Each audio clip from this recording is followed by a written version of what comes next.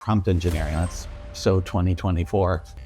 CRMs and CDPs that in many ways, by holding on to the data, that was a significant portion of their moat. That traditional moat that they had, it's weak.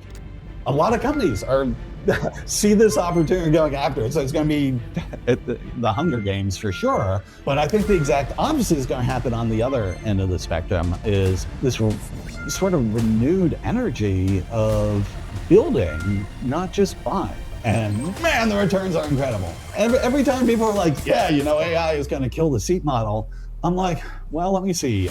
Everything everywhere, all at the same time, or something like that. Hey everyone, thanks again for joining us on the Unpacked Pod. Before today's episode, I want to thank Stifel Bank for sponsoring the show. For Geodesic Capital's fund banking and my own personal wealth management, Stifel is our trusted partner. Now, on to the show. Hello everyone, welcome to yet another episode of Unpacked Podcast. I'm Arvind, partner at Geodesic Capital. Hey, and I'm Vignesh, a partner at Sierra Ventures. Thanks again to everybody for joining us. Today we got the guy who literally mapped the marketing world, Scott Brinker. He's been tracking the explosion of the Martech world since there were only about 150 tools on the market, and I think they're now over 14,000. And was most recently at HubSpot, helped build the platform ecosystem, connected HubSpot up with a lot of different partners and a lot of technology partners. And super excited to have him on today. I think there's a bunch of things we're going to talk about, systems of context, which he's been talking a lot about, why you might have to be selling to agents as opposed to selling to humans, and then how to survive the chaos of the modern Martech stack. But Scott, thank you for joining us. Yeah, no, wow, it sounds like a great set of topics. It is a very meaty discussion, and so we'll try to cover as much as we can in the hour. But one thing, Scott, I think might just be interesting for everybody to hear. Why'd you start mapping everything in the first place? All right. So when I originally started my Chief Martech blog, the whole idea of a chief marketing technologist was trying to create some sort of bridge between like the marketing organization and the IT organization that just weren't like, they were, was it one was from Venus, one was from Mars. Yet clearly the way things were headed, these two teams needed to be able to work together more closely than ever. And a big part of that was, frankly, getting marketing organizations and marketing leaders to invest in a little bit more technical talent on their team to be able to serve as that bridge. And so I first put together that Martech landscape of the 150 some odd tools simply as like an exhibit A in the case to CMOs of like, just pause for a moment and look at how many different kinds of technology you are likely using inside your organization. That, I mean, these are the things that are actually driving, realizing the impact, that you want to have in the digital space. Maybe given all of this, you might want to consider like beefing up some marketing ops or, Martech team members. So it's really about, getting folks to like recognize just how much technology had become a part, like a core part of marketing's operation. I think we should just start digging in. And it was interesting. One of the reasons we wanted to talk to you was I'd written a blog post about systems of context, I think in August of last year. And as I was doing searches on systems of context, obviously your article came up and your thoughts on the space. But I'd love to hear a little bit about like why do you think systems of context are the most important evolution of what's happening in Martech, or I guess marketing in general? And part of the question comes from the fact that like the CDP was kind of supposed to be that. I don't know if it ever really achieved the outcome, but I'd love to hear how you landed on systems of context as the next thing. Yeah, I mean, well, and context has certainly become one of those words that is overloaded, here in the space. Like it means a number of different things depending on, what you're talking about. But in the grand scheme, right, it's about, just kind of like in the human mode, context would be able to read the room, and be like, okay, this is the relevant part of this conversation. This is what I should do next. It's really about providing that same sort of capability to automation, to agents, to really our digital operations. And this is easy to grasp conceptually. You're like, well, of course, when a customer is engaging, in my app or my website, or, I want to be able to have packaged up all the relevant information, any sort of actions that are relevant, and they'll do that, right? Who wouldn't want that?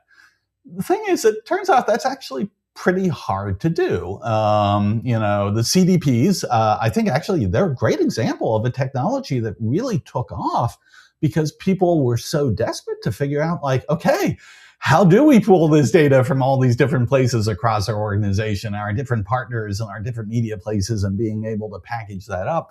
And I think as the CDP space collectively will attest, it still is actually a very hard problem. In fact, one of the things we had started calling this idea of systems of context, I think it was at the beginning of last year, really just recognizing that, quite frankly, a lot of the major platforms in marketing, think of something like even a CRM, that's arguably some of the greatest value it can provide is like, oh, let me package up the context for this customer in this set of interactions were happening. I was actually very excited when the phrase context engineering started to catch on, last year as well, too. I think a simple way of saying it is almost like the successor to prompt engineering, like prompt engineering. That's so 2024, context engineering of like, yeah, it's not just about the instructions, we're giving these agents, but it's making sure, we are packaging up the right data. We're giving them access to the right tools.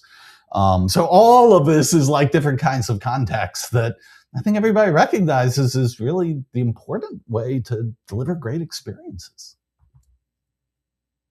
One question though is, because context is different, right? Like it's not the same as pulling in data on like records or on like, it's not structured data necessarily. It's a lot of it's unstructured. And I guess the paradigm is shifting in that sense. And so I guess from your perspective, two things. One, are there new types of data that need to be collected? And two, are the existing systems even set up to be able to collect context? Yeah.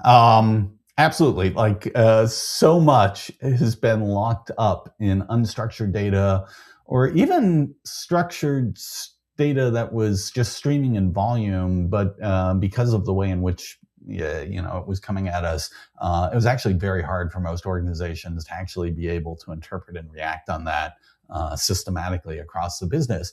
And it's been one of the most exciting things happening both with these LLMs being able to provide really great insight and interpretation on all sorts of unstructured data. And then also just sort of the general maturity of data platforms, the data infrastructure in this place is also making it easier for us to be able to take advantage of more of that like streaming behavioral data as well too. So yeah, no, that's a huge unlock, having that additional kind of data.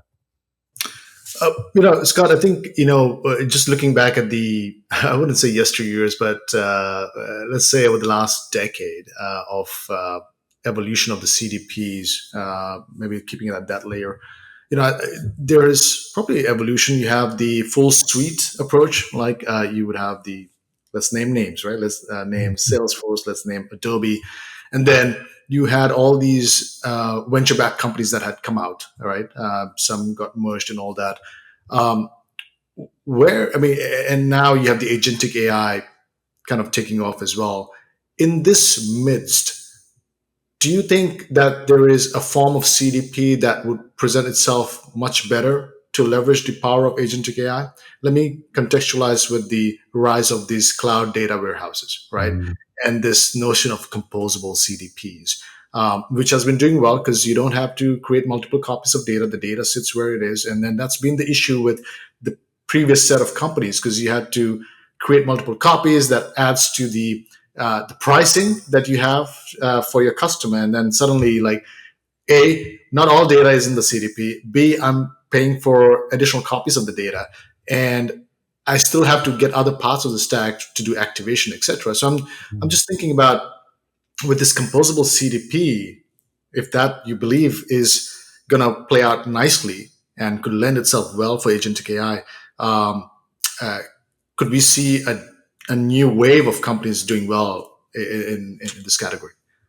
Well, I guess let me start by saying if we weren't talking about AI, because AI has kind of sucked up all the oxygen in the room here now for 3 years, the most exciting thing we would be talking about in Martech, certainly elsewhere in the org, but certainly Martech, is really this emergence of the shared substrate of a data platform layer. Because the biggest challenge for marketing again and again was just like the siloed data, not just siloed data within marketing's own applications, although there's certainly plenty of challenges with that. Like just the inability to get access to data across the company of other places where customers were interacting, whether it's sales or customer service or digital product, or even like, oh, it's not just customer data. It's also like, we want to know company data. Like we want to be able to understand how customer interactions are like relating to like performance metrics or, how this tied back to a particular campaign or a particular product launch. And we just couldn't get the data. Believe me, I've spent like in one form or another, like 15 years, like climbing the hill of integration. I'd like to say the industry has made progress, but it's still, the distance to go was still incredibly long. And so this model of saying, well, wait a second, if we could actually have everything at a universal data layer where every application sort of is pushing its data down into that, and then sort of this revolution that started to happen about 5 years ago of, oh, well, actually, it's not just pushing it in there for someone to analyze off in the distance. Actually, once we've got it there, we can start to pull it out and be able to use this essentially as a plane to be able to get the latest data. And now it's not just structured data, but potentially unstructured, streaming, all this stuff, anywhere across the application space inside our tech stack. That is friggin' amazing. Now again, this is a journey, and there are lots of other steps, just getting all the data flowing. It's kind of like the dog that catches the car. Once you've got that, then you've got other challenges of like, okay, well, actually, some of this data doesn't quite line up right, and we've got different definitions, and there's a whole semantic layer side of stuff. So there's a lot going on there. But at the end of the day, that common data plane is a huge advancement forward. So in the context of CDPs, yeah, I'm 100% with you. I think like the composable CDP model is one more step in that direction of saying like, listen, we don't need to recreate this data layer. Let's just leverage what's there. I think if I was going to oversimplify the Martech stack, I do see it in kind of 3 layers. The bottom layer is absolutely this universal data plane. I think the top layer of things that are actually activation, experience-driven platforms, channels, I think that still does live in its world, partly because it is so diverse and is constantly changing. There's so much fragmentation there. It really lends itself to something that you want to be a very rich and vibrant ecosystem. What's interesting is this sort of third layer that sits between those two. And that's what I really think of as these context platforms. I think of a CRM as really serving as that sort of context platform. I think of CDPs as serving as that. And to be honest, I think we're recognizing that actually really good context is a really hard problem. There's a lot that goes into it. And so I'm actually quite bullish that there are going to be very successful and very large companies that operate in that plane between the universal data and then all the myriad of apps and agents, out in the execution line. And just to clarify, when you say universal data, you're referencing the data sources like the cloud warehouses. Is that the reference? Yeah, like Snowflake, Databricks, Google BigQuery, the hyperscalers. Got it. There are definitely other players in that space, but they're kind of the ones that they're leading the pack. And Scott, maybe just on this theme of kind of oversimplifying, we kind of got into the weeds pretty quickly. I'm a big fan of talking about context. I agree with you. I think there are going to be some massive companies built in every category for people that own context. But maybe just take a step back and define like what is context? Because you talked about Salesforce having some context. You talked about even the CDPs having some of the context, but it also feels like there's a new paradigm. So maybe you could just define context and give us some examples of like what it means in this AI world to you. Yeah, again, like if you've got all of the data across the entire organization in that universal data plane, your modern data platform, that's a wonderful thing. But that's also a crap ton of, you can't actually operate, across that entire space, So to me, like context is very much about finding the subset of the data that's relevant for a particular thing we're looking to do. Like, let's say it's like, manage a campaign, out on Google or Meta or something like this. Okay, I've got a certain set of audiences I'm creating. I'm pulling that based on a subset of data.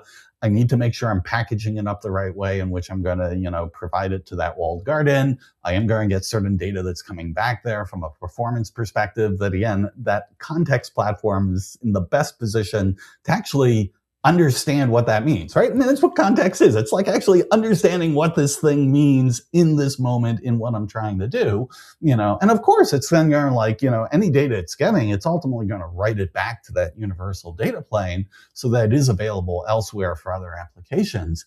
But that acting as that traffic cop and that coordinator and that translator to even understand like, okay, what's relevant here, and doing that in a way that's performant.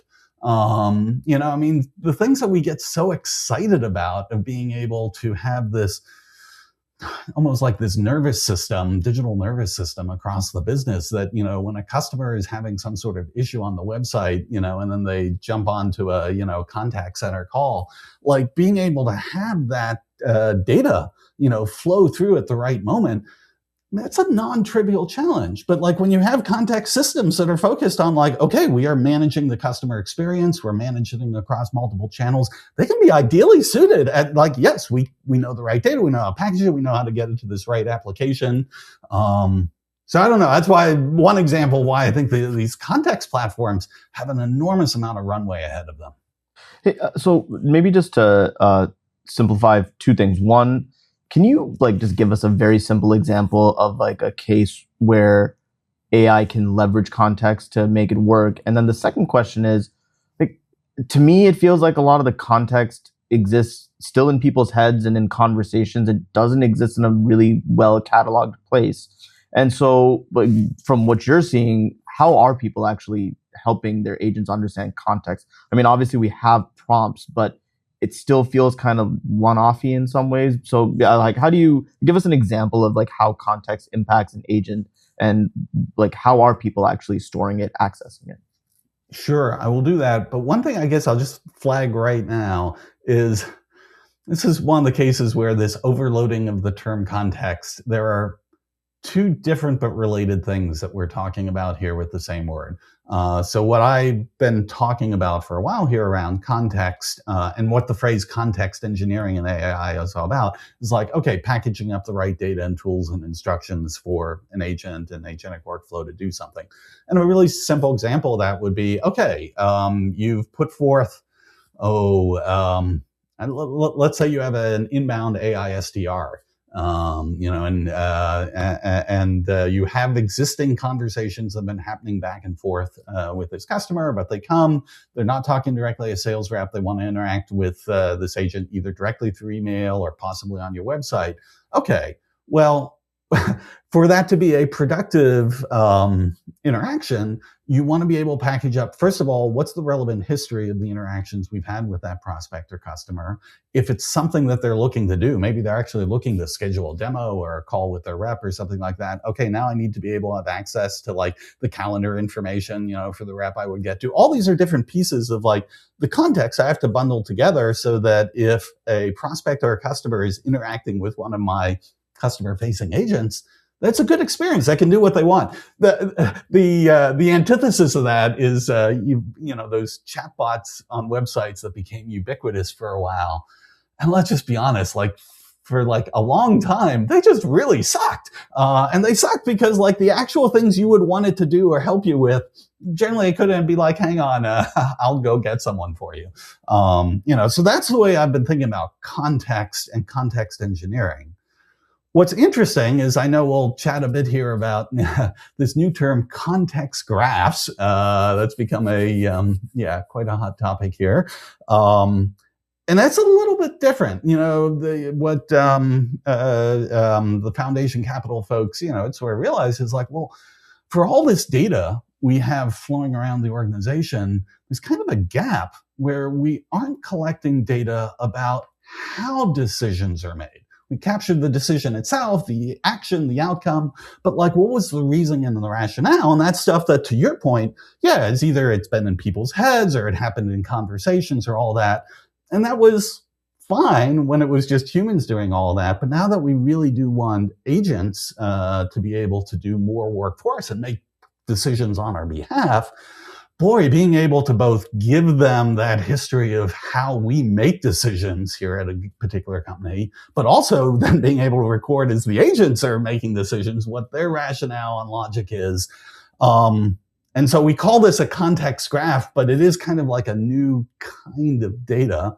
And yes, that becomes part of context, writ large. But it is worth identifying that's kind of its own, new unique concept. Fair enough. Just to maybe go back then to the question around, I guess, as you think about like the system of context, in some ways it still is kind of a separate system. And so I'd love to hear a little bit about just like box it up for us. Like just give us one simple example of like the, I guess, two types of context. So in a case where you have the AI SDR, and maybe you can give us some examples of what you're actually seeing in live in the market. Like, how are people actually even giving systems the right context? Because I don't even know if all the data that you talked about even exists in like a CRM today, or exists like in a I guess a well packaged way today. Yeah, well, this is actually why the phrase context engineering started to really catch hold, and kind of need to underline the word engineering.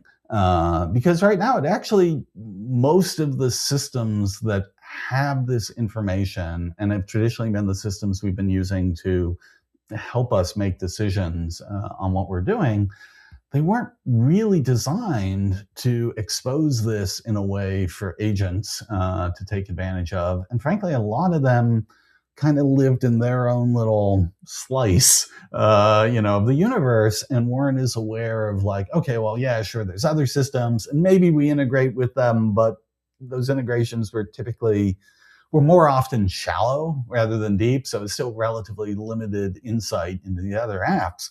And so now when you have an agent, like again, let's say an AI SDR or some sort of like customer service agent on your website, to really be able to serve those customer interactions well, it's got to pull data from a much wider set of sources. It's not just that structured data. Now it might be like, oh yeah, what were the email histories we've already had with this person?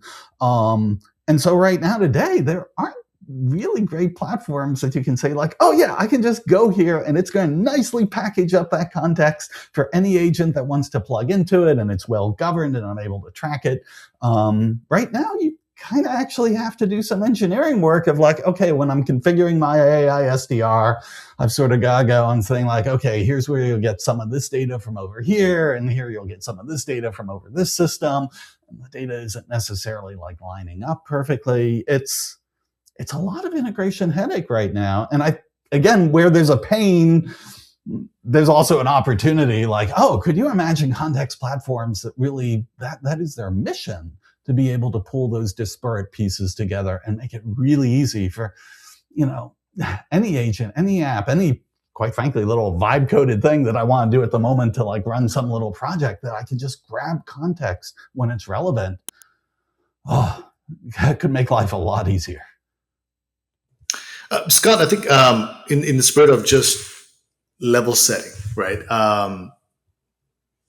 One thing that I've been thinking in my head is around, where is the universe? Like, where is the universe of customers today, right? In terms of like, nobody, like in the olden days, nobody got fired for buying IBM, right? So it's the same context. Oh, I guess no pun intended there. But it's in the spirit of, look, I use my CRM, and if I'm a large enterprise, I'm probably gravitating to a Salesforce, and maybe if I am working in the creative studio, then I have an Adobe that is there, and there are many parts of the suite that they offer, and maybe I should just use them, but they don't do a good job in other parts. And are they more AI native now? I don't know. It can be debated. Is there a bifurcation, or maybe even segregation of the categories of companies that are more, or what is the archetype of company that is kind of pushing the boundary in terms of how do you think about the three layers, right? I mean, is it more companies that have been formed in the last decade versus yesteryear companies? They have the Salesforce, they have Adobe, so they can't really lift and shift.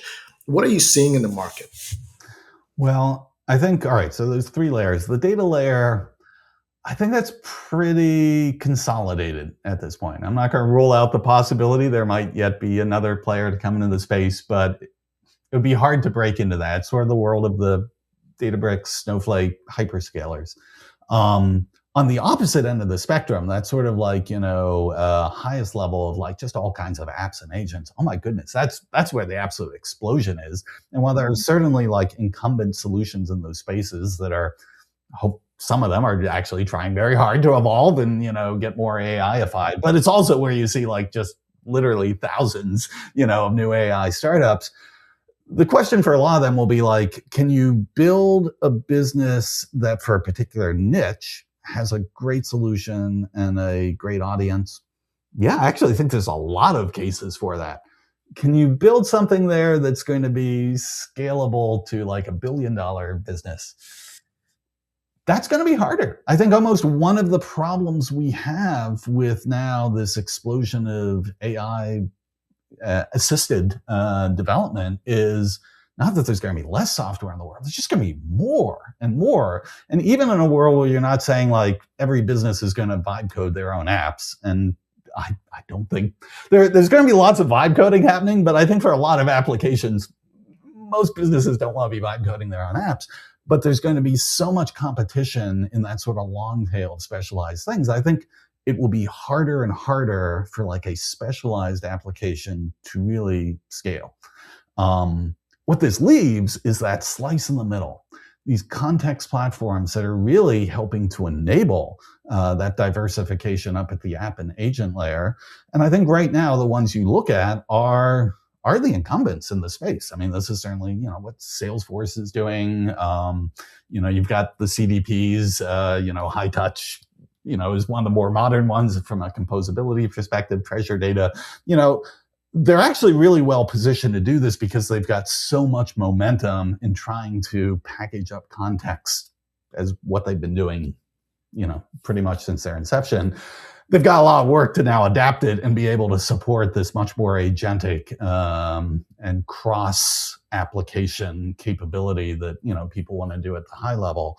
But I do think there's an opportunity for new platforms in that space because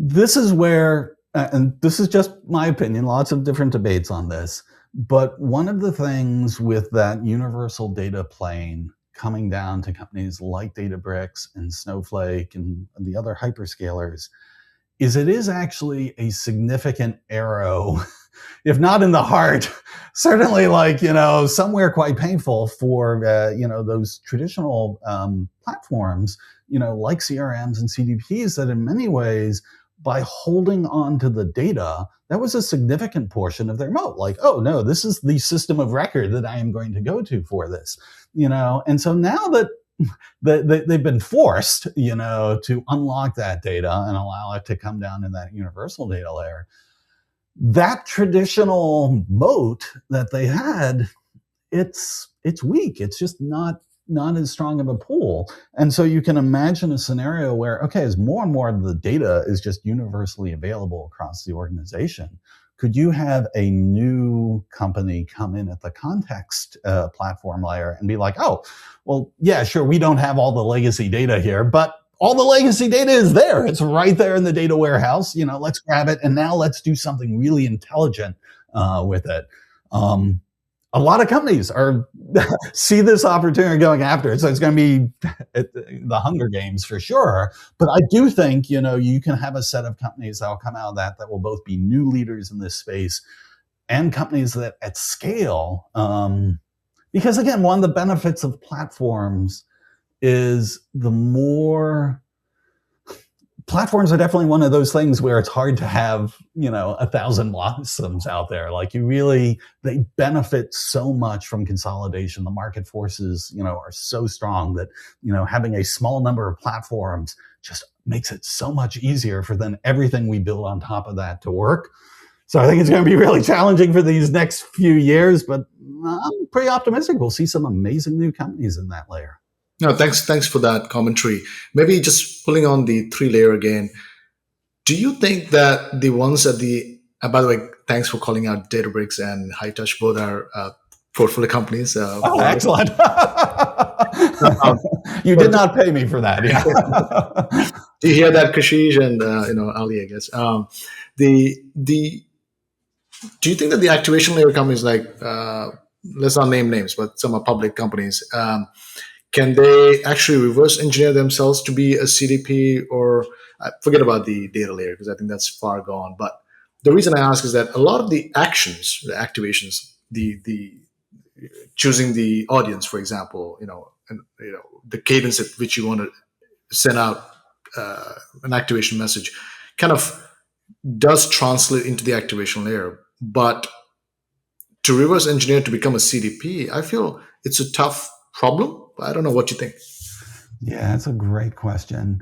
So there's a pro and a con to it. So the pro of those companies, like basically trying to be the context platform as well too, is because they really do own the last mile, and they have a lot of ability to control and to excite. They can actually make that bridge between the decisioning and insights we do at the context layer and the actual rendering of it, in experience and, communications to customers. The con against it is just like the data platforms win because they are so universal. I think it's the same thing happening here with context platforms is the people really want to be able to package up context and understand it from a variety of different systems across their business. And I think the challenge for the products that lean primarily now here into the activation engine is, although most of them have opened up APIs and they have ecosystems and things like that, when you really get at it, they're really trying to control as much of that as possible, in their walls. And that's just sort of like, there's a tension there between like, oh, we have the benefit of controlling all this very tightly so we can tightly integrate it.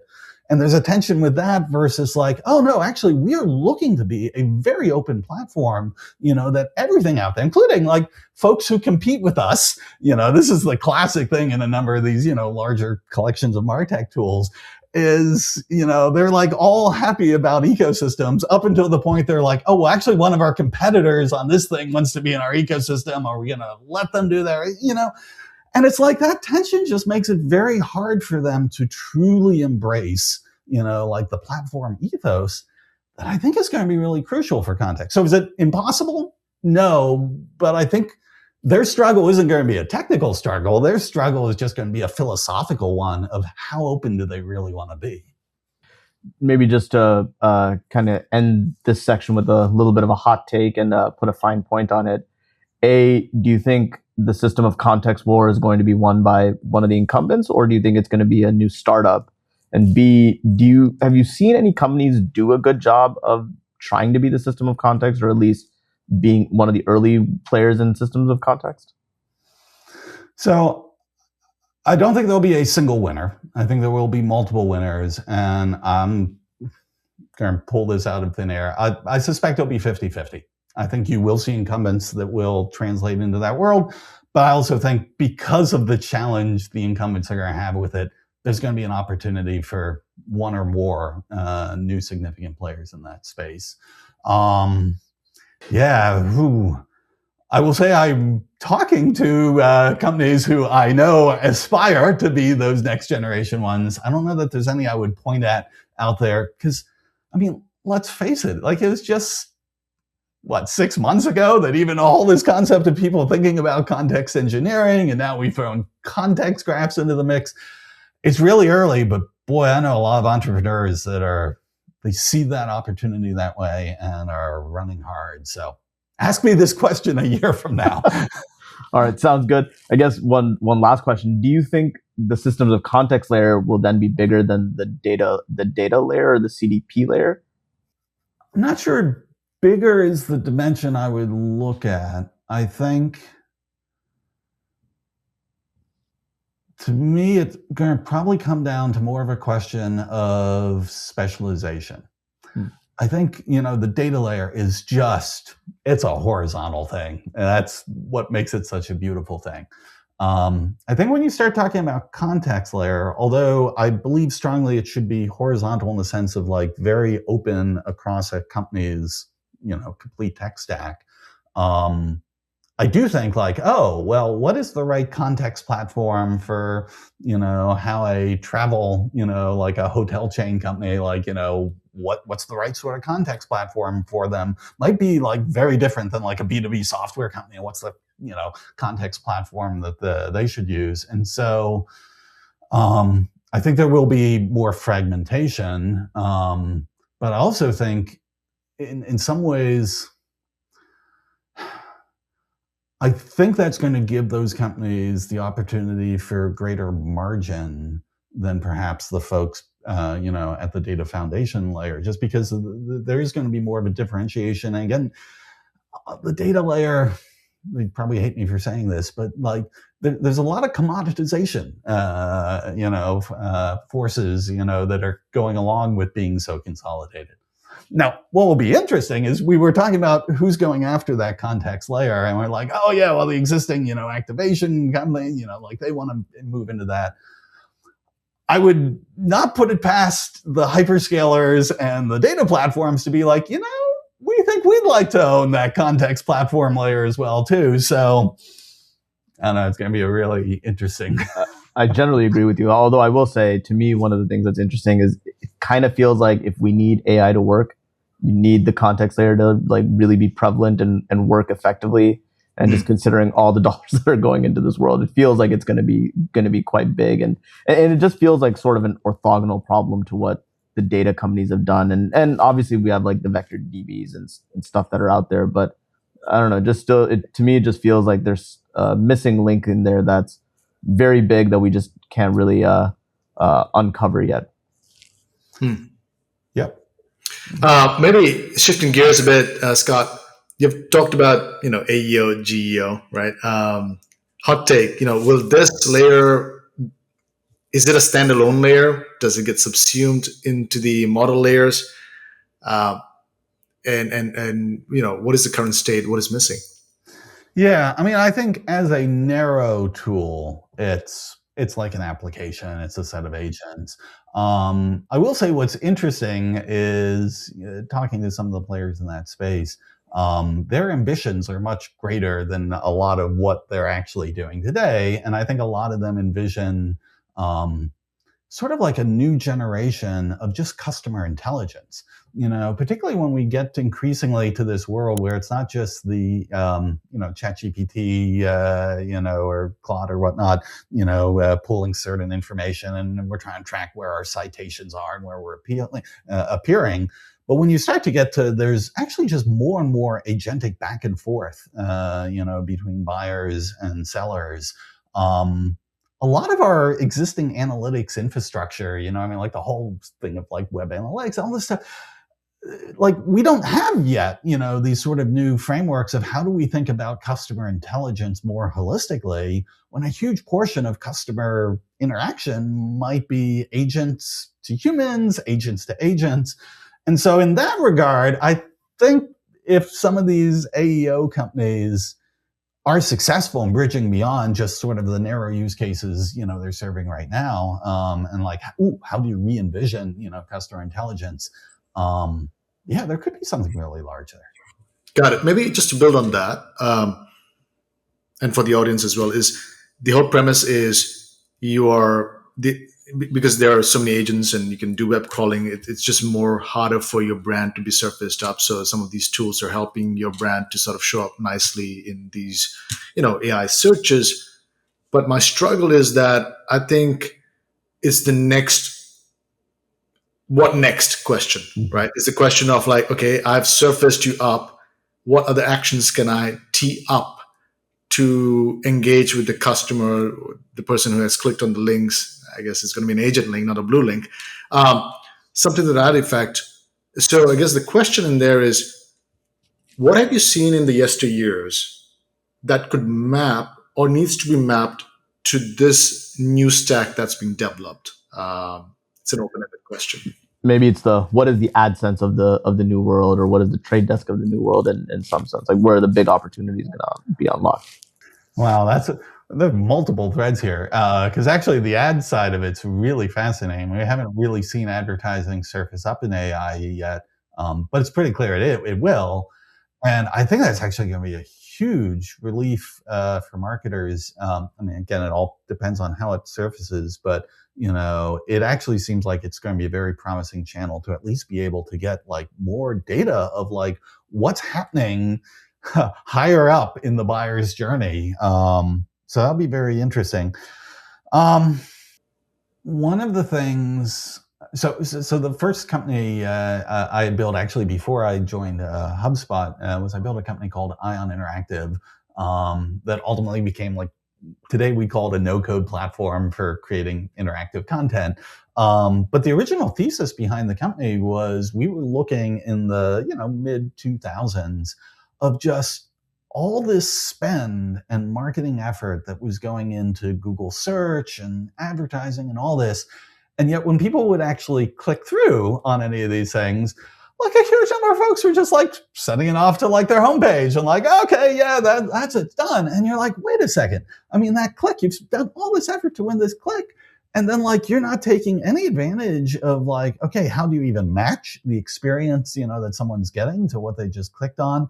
How do you use that moment to actually, this was the idea of interactive content, of like start to get like that zero party exchange of like, oh, well, are you interested in this? And how can I help you this? And, almost like a little mini sales engineer interaction. And boy, wow, we got so much data. Like the impact we were able to have with companies, it was not unusual to like, double, triple, quadruple conversion rates, and downstream, sales. I kind of feel like if you're asking me for a mirror, I'm kind of looking at it this way. I'm like, okay, well, we now have this thing where we've got these like little agent interactions, and this is becoming a new channel and path by which people, come to a brand, come to a seller. But we're not very good yet at like, okay, well, what do we do with that? Partly because we don't have as much visibility yet at the moment, but also like, oh, if it's going to be an agent that then wants to come to our site, like how do we serve that agent in a way that's going to be most effective? Like this feels like a whole space that, I mean, I don't have the answers. I just know like today we don't have good systems in place for this. And if you assume the premise that actually agent to agent interactions is going to become a pretty significant portion, of how business is done, it feels like there's a great opportunity to think through, okay, what's that flow? What's the, not to the buyer's journey, but the agent's journeys, and how do you serve them? I'll make one comment, and that is, the whole agentic commerce and commerce world probably will look very different, just because I think when you're purchasing, there's a lot of emotion and a different behavior that comes in, which is not very analytical sometimes. You went to buy something that's for $100 and you ended up spending $1,000. It just, happens. But maybe agentic will be like, hey, I want this for 100. I will negotiate for 95. All right, let's go. Done. And then does the pie shrink? Those are things that I'm thinking, but I know Wig has a question as a follow-up. If you got something, Scott, go ahead. Well, no, I was just going to say, like, what's interesting is like so much of the agentic technology we've thought, or so much of the technology we've applied in e-commerce has actually been seller side, right? It's exactly like, oh, well, how do I pull all the right psychological, and user experience strings to maximize the sale? That's fine. I think you're right. That is at risk of how much of that is going to get translated when all of a sudden the buyers have agents acting, on their behalf. But it's interesting, as buyers actually start to really trust their own agents, not the seller's agents, but their own agents to be doing things on their behalf, I suspect I'm just thinking of the way I interact with Claude and the way it caters far too much to my penchant for like dad jokes and things like this. I actually think these agents are going to recognize, okay, I'm serving this buyer, but it's not purely a price equation. There are other factors of what my buyer actually, enjoys and finds, exciting and interesting and fun. And for that agent to then be like, okay, well, I'm going to be filtering and looking things for that's more than just a price dimension. Again, we're now getting into like uncharted territory, but I'm not convinced that's all just going to come down to like, yeah, no, it's just a purely analytical decision. Well, sounds like there's some context that needs to be solved here. But Well, one question, I guess going back to the AEO thing, Scott, like one of the questions I've kind of had, and Arvind touched on this a little bit, and curious to hear your opinion on it. Look, obviously, at the end of the day, it feels like we're heading towards this world of like agent to agent, but like today, it just feels like we have like a call it a better version of SEO. It's like, hey, let me tell you what's happening, what the agents are spooling up about your company, and then they help you kind of tweak what you have on the site. But like ultimately, does that really change your rankings? I'm curious, kind of how impactful do you think these AEO companies actually are at the end of the day, if they don't actually run the model? Like, do the model companies have the power, and does this kind of become like a Google sort of situation where because everybody's showing up, like you are the one that's going to make all the money, and the SEO companies are good, but it's kind of hard for you to exist in a world where Google owns everything. Yeah, no, I think it's a fair it's a fair pushback on multiple levels. One, again, like the use case that a lot of these AEO products are serving today is it's a relatively narrow and limited use case. If you believe, the stories, and I hear enough stories from brands, not just the vendors on that, to think like, yeah, no, actually, this does help. It turns out actually like structuring things, like, all right, I've got my FAQs and I'm going to do it as Markdown. It does seem to actually have help. Now, how much help is this? Like something that's it's like a very limited arbitrage opportunity that, like, okay, well, you can do this today because most people haven't figured it out, but a year from now, kind of this will just be the default of how content is published anyways. So, we'll see how that goes. But I guess one thing I would say is I do think you're right. The model companies, should they choose to, are in a position to be the authorities on, providing this sort of analytical insight. But if we take an example, like even with Google search, which I mean, Google being just so absolutely dominant, it is fascinating that you had a company like SEMrush, that really came to fame, being like, okay, well, actually, part of the advantage here is being a third party. In fact, there were a whole series of companies around that, Ahrefs and Moz. Now, I mean, SEMrush just got acquired for, whatever that was, a couple billion or whatnot by Adobe.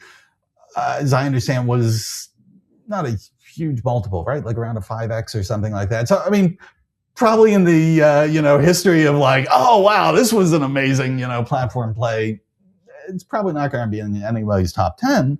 But on the other hand, it was like a non-trivial force, and particularly for marketers who were working in content marketing and in SEO and stuff like this, they almost all were using tools like this as a way to triangulate and almost being able to have some checks and balances with what they were getting from the walled gardens as well too. So I think a lot of it depends on how the model companies approach this and how much people trust them. Yeah, fair enough. And I think the model companies are working on a lot of things right now, and so that's kind of opened up this gap that exists today.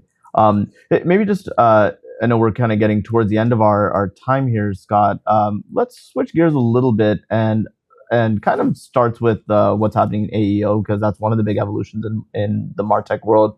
But I'd love to hear your predictions for what does the Martech world look like in 2026 and beyond. We've had the sprawl of tools for so many years.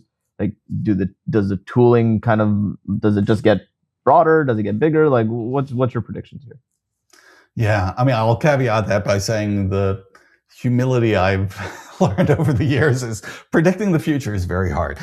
So let's just call these best guesses. Actually, may I press on that, Scott? What was your biggest misses? Like, what did you get wrong in over the last decade? All right. Well, this crazy Martech landscape, I know every year people are like, oh my God, all right, this is the year of peak Martech. This is crazy. There aren't going to be it's going to shrink. Frankly, I was in the stand like, yeah, I think you're right.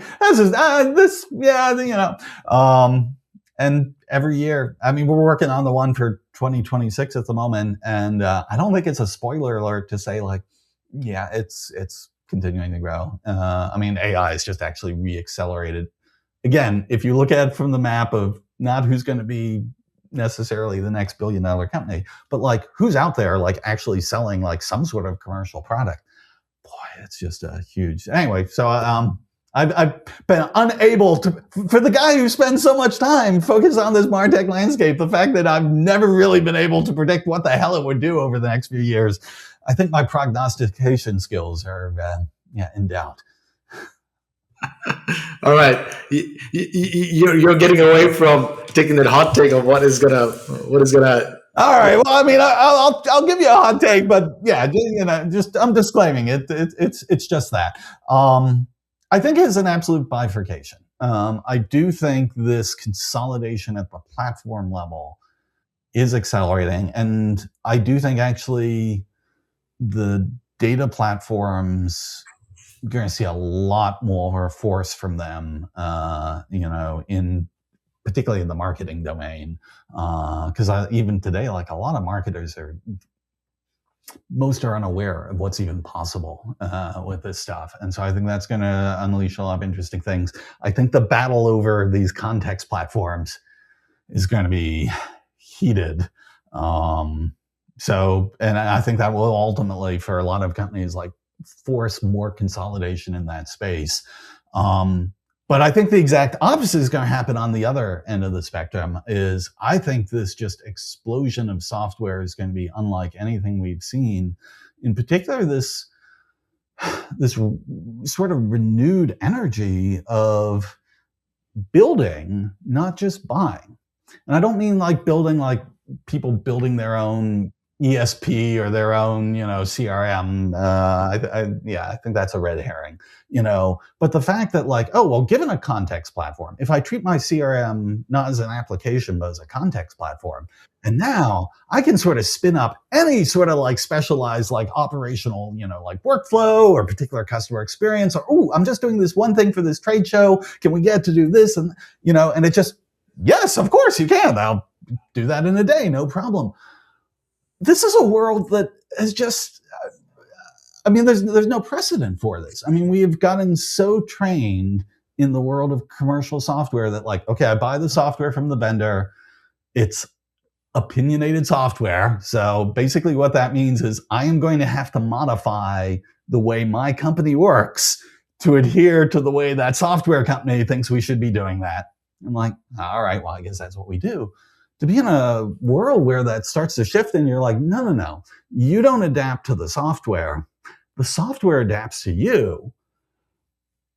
To be honest, I think it's actually going to be a challenge of imagination. So many companies have just not ever even had that capability, that it's just not even within their field of consciousness of like, wait, I could have this work almost any way I want. Like, how do I want to work? So actually the next, I know the job, is AI, more jobs, less jobs. I think actually in this particular space, this is one of the reasons why there's going to be a lot of job opportunity, because the folks who can get really good and like help companies think like, oh, you've now got this malleable thing, of, what is possible in your digital operations? What's possible in your customer experiences now that wasn't even conceivable before? Boy, the people who sort of lean into that, it's like a whole, I don't know, I was going back to the 90s, the whole like, re-engineering, phenomenon, I guess we've lived through the more recent like digital transformation, all these waves, like they actually were huge, investments, and changes in the workforce. I think what's about to happen here dwarfs those things before. So I don't know, I think it's going to be really exciting. Yeah, seems like you're in the same spot as us. You're all debating about what in the world is going to happen. It's all coming like the movie, everything everywhere, all at the same time, or something like that. Yes. Maybe just one thread I want to pull on is, the world of agentic AI in advertising, marketing, or in generally agentic workflows. Because they get done so quickly. Is the SaaS seat-based pricing model that, the big guys have been doing across different industries, but let's put it to Martech, is that going to be challenged with some of these, and that, newer companies probably don't have much of a base to sort of lose, so maybe they can adapt and go in that direction.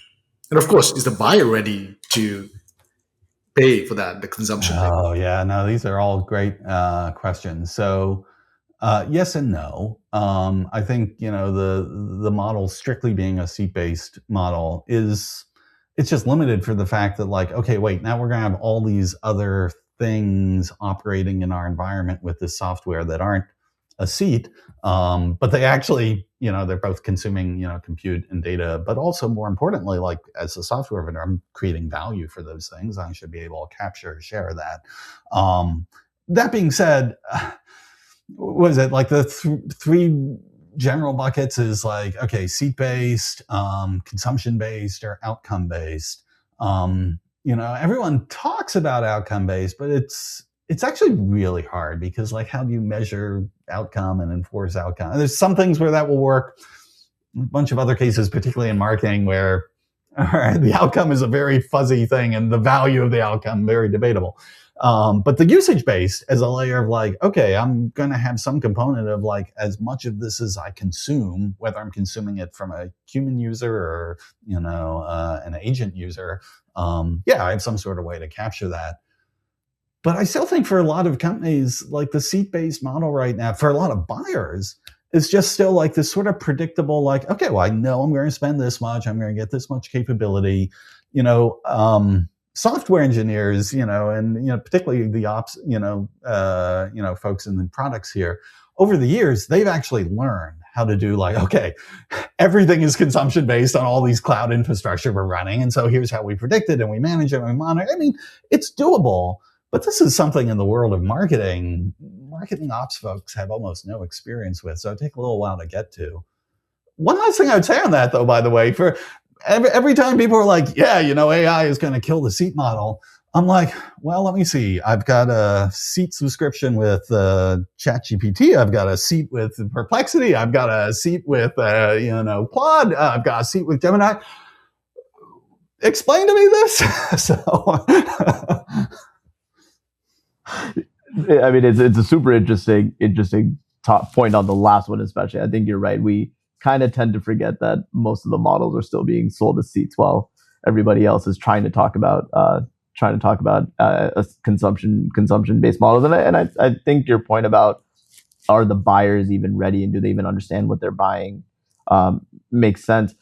Maybe one follow up to it though is, does the fact that like people are selling the work make it easier to understand, or even considering the fact that like people are paying for the work, do people still not understand like what value they're getting? I guess it depends on how well defined the work is. And again, like marketing is one of these things like, all right, if you talk about the work to, try and come up with a quick example of this, like, okay, if I want to like take a video, and I want to have it like chopped up into like, social shareable things and get distributed, this is a very defined set of work that's going to have a very defined outcome. If you're like, okay, every time you want to do that, no problem, it's $5. I'm like, great, go for it. When you start talking about like, okay, well, I want to launch an end-to-end campaign, that's going to have, components of this in advertising. It's going to connect through, to like our first-party platform. We're going to have to close the loop eventually on the sales side. This is something like, well, okay, that's harder to say like, oh yeah, and every time I want to do that, sure, I'll just pay $100 and whatever the scale or scope of that is, it'll all work out in the wash. I think those are cases where, people are still using platforms at a conceptually much higher level than the task-based work. And so that's where it makes it harder to do that translation in usage-based pricing. Interesting. It sounds like the attribution problem that used to be external is now coming internal. Oh, that's an interesting way to think about it. Yes. We usually end the podcast talking about how you decompress, but given the fact that you are the Martech expert, we're going to try something a little bit different and kind of try to get something for the startup founders in the audience. We talked a lot about systems of context. Obviously, there's an opportunity there, but look, Martech historically has just been a really challenging category, primarily for the fact that there are just so many solutions out there. Like, it does feel like things are changing with AI, and yes, we see a lot of companies, but where are the opportunities for startups? Like, what are the opportunities for somebody to go build the next Marketo or the next large standalone public company in the marketing world? All right. Well, we definitely talked about context platforms. I think that's going to be a heated space, but there is opportunity to build something really incredible there. I think at the level above that, I almost think like I'd go through my Martech landscape, and frankly, I would go category by category, and I'd be like, almost everything that is built there today was built in a world where none of what we're talking about existed. There were no agents on the seller side or the buyer side. In most cases, we didn't really have that universal data plane, this concept of context engineering. Like, none of that existed. And I think, if you started to like rethink, okay, well, what would like a modern like marketing automation platform look like? What would a modern like event management system do? How would it engage? How would it follow up with people? I just think every single one of those spaces has the opportunity for someone to come up with like, oh, all right, starting from where we are now, we could do something very different that would be great. One of the reasons Martech is so challenging, in my opinion, for vendors is it's not just about the technology that is continually changing, although that's a challenge. It's the fact that consumer expectations are just like, it's such a fluid and moving target. Who was it? It was Andrew Chen years ago had this thing called the law of shitty click-throughs, which was basically like, oh yeah, the way this works in marketing is some smart marketer comes up with a tactic or approach that no one had done before, and they do it, and man, the returns are incredible. And then like a couple other people figure it out and they're doing great with it and they love it. And then eventually word gets around, everyone starts doing that, and the returns basically revert to the mean. And so what do you have to do? You have to go out and come up with the new tactic or the new thing. That is actually marketing's life. And it's one of the reasons why then Martech vendors are basically chasing the marketers, and the marketers are basically, chasing the customers, the consumers, and so the customers get tired of the old way. The marketer comes up with a new way, and then they're looking like, well, why my tools are like doing it the old way? I want some tool that's really designed to help me do the new thing. And again, I know this is why life is so hard for existing Martech vendors. I have a lot of empathy for that, having been on that world multiple times. But the flip side of it is for startups, it is almost always a new day breaking. Mm-hmm, mm-hmm. Well, Scott, this has been very energetic, a lot of points of view exchanged here. But just to summarize for the audience, we covered a lot of ground. We covered a bunch around context and different types of context and context where it could end up in existing systems and maybe new things being built up. We talked about AEO, and then we also talked a bit about a slice of agentic commerce, right? How the pricing mechanisms could be sort of evolving, and sort of where the value of the outcome comes from, the agent or the human, but of course just the kind of players that could be coming into the stack and what the new stack could look like. So Scott, thank you so much for doing this. I urge everyone to sort of listen to this part, favorite it, so that you can come back if you're especially building in this. Thanks again for doing this, Scott. Yeah, no, thanks for having me as your guest. And thanks for the great summary of the context of this conversation. Pun intended. And I'm glad we ended it with a dad joke. Thank you so much, Scott. Thanks again for joining the Unpack podcast. Before we wrap up, I want to thank our partners at Stifel Bank. From general banking to venture debt, they have been incredible partners to my portfolio. Please remember to subscribe, and we'll catch you next time.